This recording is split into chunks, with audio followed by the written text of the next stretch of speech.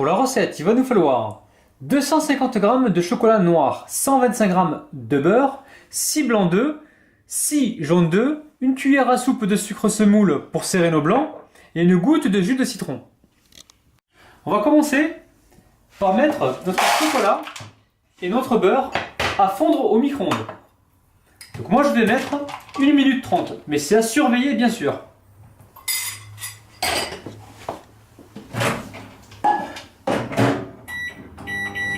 Donc pendant que ça chauffe, on va monter nos blancs en neige.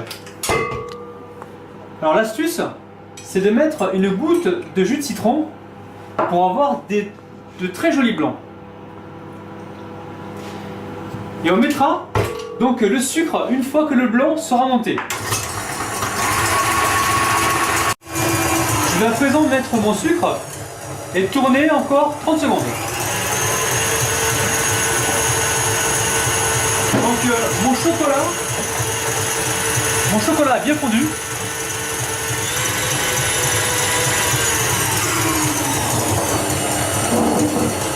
Je vais le mettre donc dans mon saladier.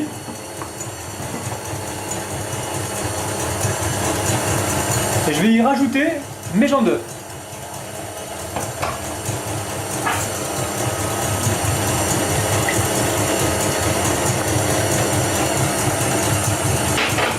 Donc là, je mélange.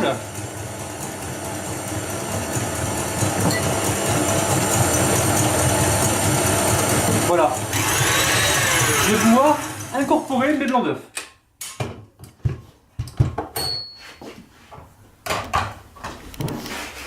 Alors, le premier tiers, je vais le mélanger pour détendre mon appareil.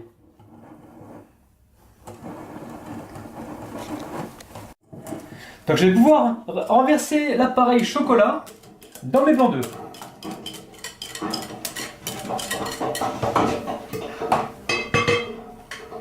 Là, on va y aller. On va soulever en fait les blancs d'œufs pour les incorporer à notre chocolat. Donc notre mousse au chocolat est finie. On va la laisser donc refroidir à peu près 4 heures pour pouvoir la pocher. Donc il faut la laisser au frigo. Notre mousse au chocolat a bien reposé. Donc on va voir ce que ça donne. Ouais, on obtient une très belle mousse, très onctueuse. On va essayer de la mettre en poche.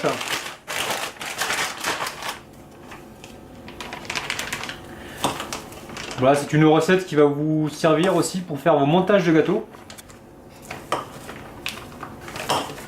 Nous, on va la mettre donc dans une verrine.